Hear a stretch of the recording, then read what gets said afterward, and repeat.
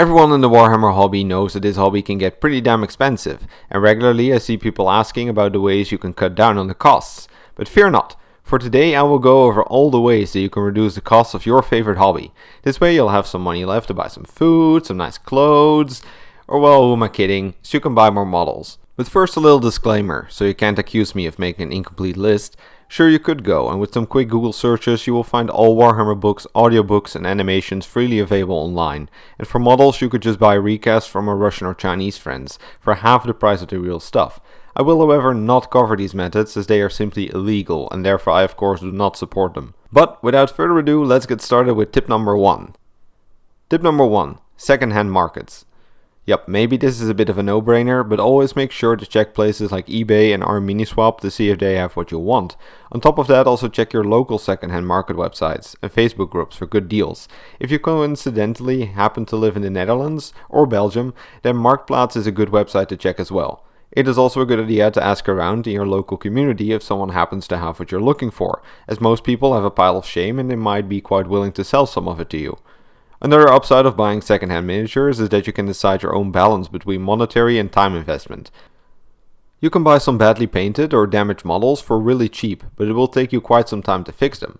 You can also buy models that are already cleaned and assembled. This will save you the effort of course, but these will be somewhat more expensive than the damaged ones. Tip number 2. Conversions. Converting has existed for as long as the hobby itself, and for good reason. It not only allows you to show off your creativity and skill beyond painting, it also allows you to make your army unique from all others, and most importantly, it saves money. I can discuss all possible conversions for every model here, but for many expensive models and named characters, there are already guides on how to create conversions to replace them. Again, be on the lookout for cheap models and think about the ways you could modify these models for your own army. When choosing an army, you may also keep in mind that this is easier to do for some armies, like for example Orks, Tyranids or Chaos than for others. Tip number 3. Make more models per box. Some kits contain an insane amount of bits. For an example, the Hargonnet Executioners box has enough bits for you to be able to make 10 Executioners and 10 Blackguards.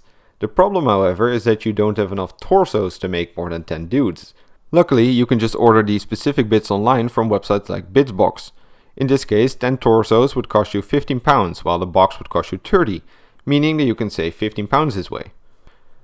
Now this does not work for all kits, but for some it does, and in those cases it's a very easy way to save some cash. I always recommend checking out the sprues of the models that you're ordering to see if this is possible. And in case you didn't know, these are often shown alongside the models on the Games Workshop website. Tip number 4. Recasting bits and bases. Now before you panic about all the difficulties and costs associated with making proper casting molds, let me introduce you to blue stuff. Blue stuff is a thermoplastic, which means that it's sturdy and solid at normal temperatures, but soft and malleable at hot temperatures. In other words, you can toss this stuff in some boiling water, push in your bit or your base, let it cool down, and you have a makeshift casting mold. Then once you're done, you can just heat the stuff again and reuse it for your next mold. Since you can reuse blue stuff, this method basically reduces the cost of a bit or a texture base to the amount of milliput needed to fill the mold. So you can also combine this with the previous tip to get extra models from your boxes practically for free. This may sound too good to be true, and it kinda is to my experience. For starters, creating a good 2-part mold is an overall frustrating and difficult experience. In order to prevent mold shifting, you can create a Lego box like the one I made here, but still you will frequently run into problems. The most frustrating thing is when you press the second half of your 2-part mold onto the first part, and the heat coming off the second part causes the first part to melt again. In this case, you will just be left with a blue brick surrounding your model. Now don't panic, just heat the stuff in some hottish water and carefully peel the blue stuff to get your model back. But this does mean that you'll have to start all over again. For textured bases on the other hand, this method works much better as you only need to make a 1-part mold. I will link an in-depth casting guide in the description below for those who are willing to take the time to make proper casting molds. Tip number 5. Box sets. Start collecting boxes and combat patrols are both decent value, so if you want to get started with a faction, always make sure to check if any boxes are available that contain the models you want. Furthermore, every Christmas JW releases a couple of Battle Force boxes. These are not available for each faction and you'll have to be fast if you want to buy them, as they sell it insanely quick, but these do tend to be the best value boxes that you can get. There's also Versus boxes. These contain models from 2 different factions and are also good value as long as you sell the half that you don't need.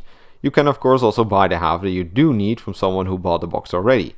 Generally speaking, we don't know when these versus boxes release and what they contain far in advance, but it might be worth to have a look at the most recent leaks. Tip number 6. Third-party models.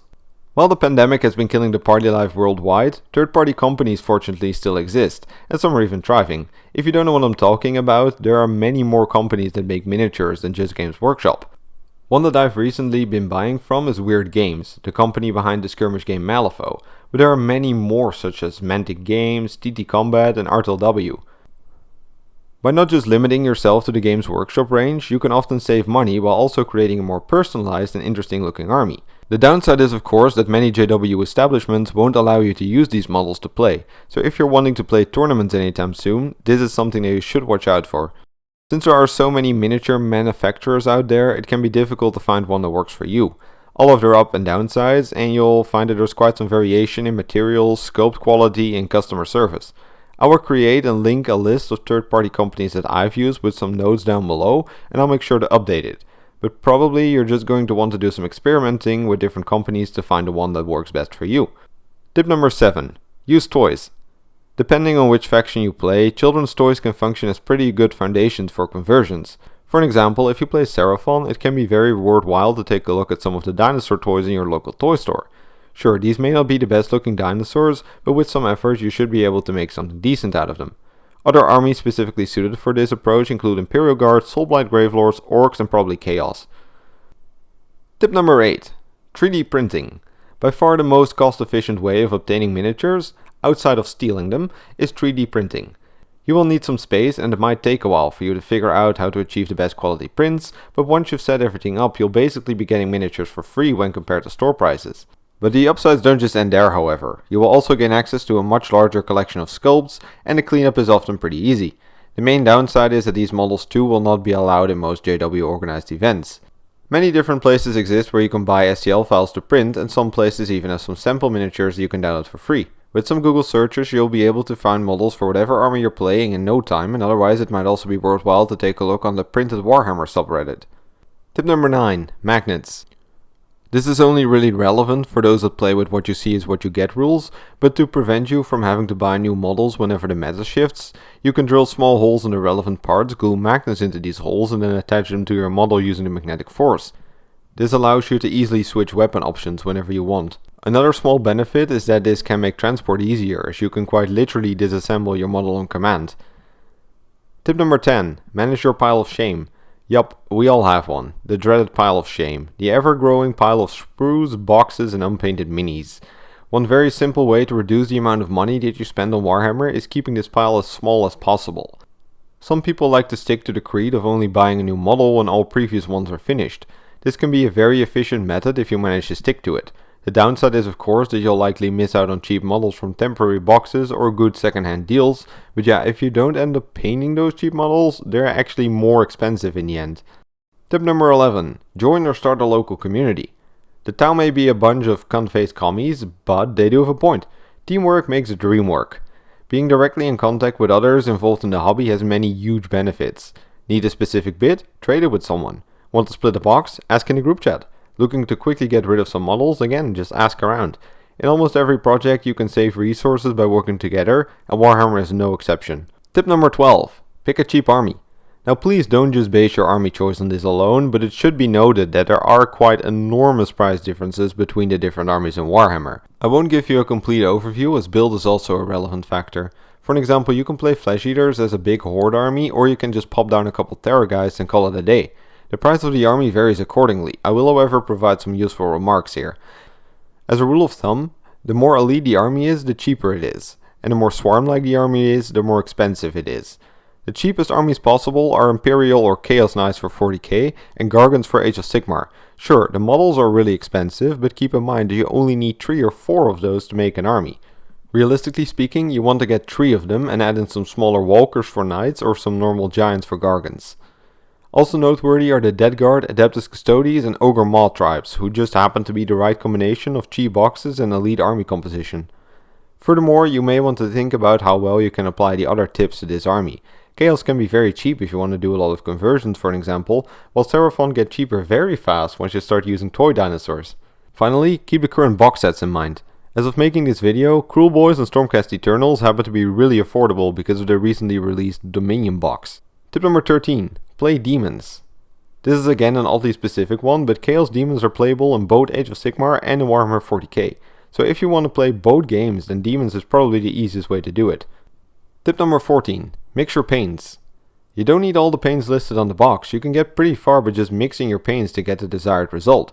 The only reason why you would like to have a wide variety of colors is that when you have to mix your colors, it is unlikely that you will have exactly the same color for every model. So by buying paints, you get a little bit more consistency, but especially for highlights and your HQs, you don't need those extra paints. You can just mix some white into your layer color, and in some cases this might even make the highlighting easier, as you can exactly control how much lighter that highlight is going to be. Tip number 15. Brush management. Brushes, especially good ones, can be quite expensive, but as long as you take good care of them, they can last you a long time. Now the first thing that's important is to always prevent paint from getting into the ferrule, which is the metal part below the bristles of the brush. When paint flows in there, it will cause the bristles to be pushed apart, causing the tip to split. This might take some practice if you're new to the hobby, so for newbies I'd always recommend buying cheap brushes first and upgrading to sable brushes later. Then once you've acquired some proper goods, you want to make sure that you also buy some brush soap. This stuff is pretty amazing. After painting, you first wash your brush with water, then rub the bristles with some brush soap. Next, you rinse them with water again, and then before you put them away, you want to use some brush soap to give the brush a nice tip. By doing this, your brush will last you much longer. Finally, it's crucial that you use the right brush for the right task. Dry brushing is a great tool to quickly apply highlights, but it will also destroy your brush. So try using specific dry brushes or only use old brushes that have already lost their tip. You will also want to use the biggest brush possible for the task. Not only will this speed up your painting process, by only using detailed brushes when necessary, you will also increase the lifetime of these delicate brushes. Oh, and also a little bonus tip here. Cheap makeup brushes work perfectly fine for dry brushing bases or large surfaces. Tip number 16. Don't buy basing materials. If there's one thing that's almost universally considered a big ripoff in this hobby, then it's basing materials, with tufts forming the exception. Some materials that you'll find in hobby stores are directly taken from the forest, and others you can easily replicate using cheap or even household materials. For an example, crackle paint is sold for ridiculous prices by Games Workshop, but is also sold for much cheaper prices by other companies, and you can even make some yourself using a variety of ways. Another good example is texture paint, which you can easily make by mixing some craft store paint with some glue and some sand. This way you can even customize the paint by varying the particle size of the sand. Some materials, such as rocks or crystals, can be hard to replicate, and maybe you're not living in a place where these are easily accessible. But even then, you shouldn't buy these from a miniature company. Instead, go to your local garden shop and you'll find much larger quantities for roughly the same price. Tip number 17. Buy terrain at the pet store. Pet stores will often have a wide variety of miniature buildings, objects, and trees for terrarium and aquarium purposes. These may not be the cheapest, but when compared to official terrain from Games Workshop, it is still much cheaper. Another option is MDF terrain, from for an example TT Combat, which I'll link in the description as well. Tip number 18. Create your own terrain. Rather than buying terrain, which can still be quite expensive even when bought from the cheaper sources, you can also just create your own. After all, decent looking terrain isn't all that difficult to make as long as you have the time. There are many tutorials available on how to make your own terrain using some paper, glue, and dollar store paint. Just Google making wargaming terrain and you'll find more tutorials than you'll ever need. Also, it can be very useful to take a look at some of the products meant for diorama making, as they are often more focused on terrain than the wargames. Another amazing thing are electronics, plumbing materials, and other metal fibblies. Want to have steam vents or a sewer? Why not just use some plumbing materials? Break open some old electronic devices and they're filled with all sorts of cool shapes and forms. Prime it black, some green highlights, and boom, you get yourself Necron terrain. Finally, gears, bolts, and other mechanical junk works great for Cateron, Mechanicus, or just some random Hive City background. Tip number 19. Start using sprues. After cutting out your models, you're left with strong plastic sticks in various shapes. Simply by cutting them in bits, you can get bricks and pavement. Remove the pointy parts where the model was attached, glue them together, and you got a fence. Or leave them on for a spiky fence. You can even make trees. Just cut off the corners with a knife, and now you've got round sticks to use as trees, stakes, or big boy arrows. Because the sprues can so easily be cut into shape, you can make almost anything with these things, and better yet, they come for free with your models. Now if this sounds interesting to you, you might also be delighted to know that you can melt sprues into almost any simple shape by covering them with plastic glue. And if you're truly ambitious, you can even melt entire sprues by putting them in a jar of acetone to create a moldable goo that will harden if left to dry. Of course, make sure that you take the proper safety precautions when working with acetone mixtures to prevent poisoning yourself. Tip number 20. Ask on the respective subreddit. For many factions, there are well-known tricks and conversions that are specifically relevant for that army. For an example, if you wanted to play Blood Knights in the past, any Vampire Count player would advise you to buy Dragon Princes instead. Things like this may not be as well known in the larger community, but if you ask on the respective subreddit, I can guarantee you that they will be able to help you with all sorts of advice, tips and tricks. Of course, these will also be the best places to ask for third-party recommendations. These were all the ways that I know of to make Warhammer cheaper, and I hope this list was of some use to you. But please, if you know any other methods that I've missed, make sure to put them in the comments below. Anyway, that was all I got for you today. Bye!